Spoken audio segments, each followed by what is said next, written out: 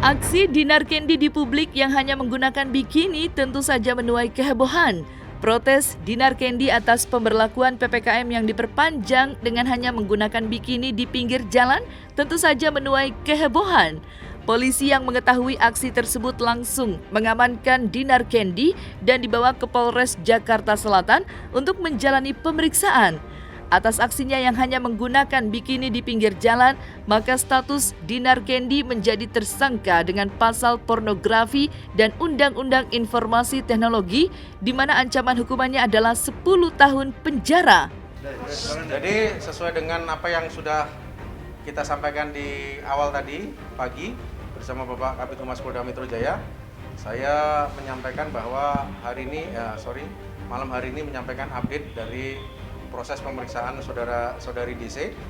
Jadi setelah kita melalui tahap penyelidikan, kemudian kita mengumpulkan beberapa bukti dan keterangan saksi, kemudian dari hasil penyelidikan tersebut kita tingkatkan ke status penyidikan. Dari proses status penyidikan tersebut, sekali lagi dengan alat bukti yang ada, kemudian kita menetapkan saudari DC sebagai tersangka dalam dugaan tindak pidana pornografi sebagaimana tercantum dalam pasal 36 Undang-Undang Nomor 44 Tahun 2008 dengan ancaman hukuman 10 tahun atau denda 5 miliar. Saya kira itu saja cukup ya. Ada untuk kelengkapan bukti-bukti pasti ada. Pertama, karena menggunakan media sosial, karena menggunakan handphone, kemudian ada saksi di TKP yang tidak hanya dari pihak saudari DC, kan ada ini, dan kemudian ada keterangan ahli, baik itu ahli di bidang kesusilaan, kemudian budaya dan lain sebagainya. Ya, sedang kita dalami. Yang jelas apapun yang dilakukan di Indonesia ini ada norma atau ada etika, ada norma budaya, ada norma agama yang berlaku di masyarakat kita. Nah, tindakan yang bersangkutan ini tidak mengindahkan norma budaya dan agama. Gitu ya. Sementara tidak dilakukan penahanan, tapi sudah ditetapkan tersangka. Aksi Dinar Kendi yang hanya menggunakan bikini di pinggir jalan sebagai bentuk protes perpanjangan PPKM mendapat reaksi keras dari pengurus besar Serikat Mahasiswa Muslimin Indonesia. Hal ini dikarenakan aksi dugaan pornografi yang dilakukan oleh Dinar Kendi tidak sesuai dengan norma masyarakat yang ada dan berlaku dan berpotensi merusak moral bangsa, sehingga Serikat Mahasiswa Muslimin Indonesia melaporkan aksi pornografi Dinar Kendi ini ke pihak kepolisian.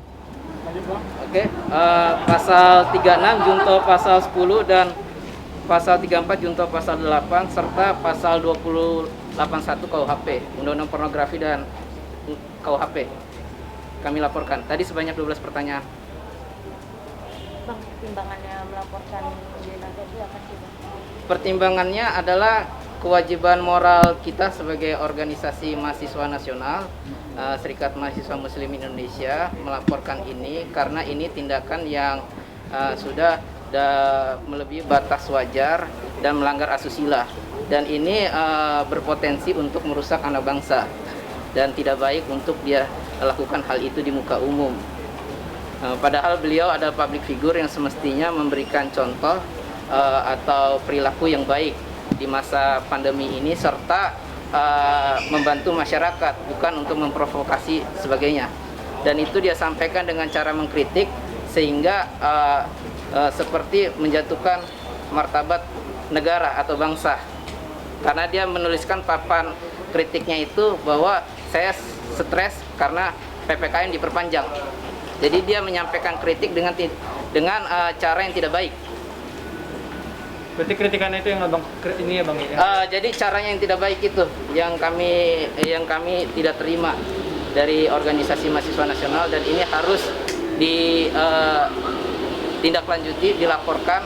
Merasa berdosa juga kita kalau berdiam diri tidak melaporkan hal ini. Kuasa hukum Dinar Kendi menjelaskan bahwa apa yang dilakukan oleh Dinar Kendi merupakan sebuah aspirasi yang mau disampaikan sebagai aksi penolakan perpanjangan PPKM ini. Dinar Kendi merasa bahwa dirinya merupakan orang yang terdampak atas pemberlakuan PPKM yang berdampak pada penghasilannya, sehingga melakukan aksi protes dengan hanya menggunakan bikini di pinggir jalan. Dan kini setelah aksinya menuai kontroversi dan harus mempertanggungjawabkan di depan hukum, penyesalanlah yang kini dirasakan oleh Dinar Kendi. Tapi sebentar lagi Dinar sudah mau selesai. Yang jelas saya menyampaikan di sini seperti yang disampaikan oleh Kapolres tadi, benar Dinar posisinya adalah tersangka. Cuman tinggal serangkaian pemeriksaan yang belum selesai malam ini. Dan yang jelas Dinar itu melakukan seperti itu adalah bentuk aspirasi yang mau disampaikan sebagai penolakan terhadap perpanjangan PPKM ini.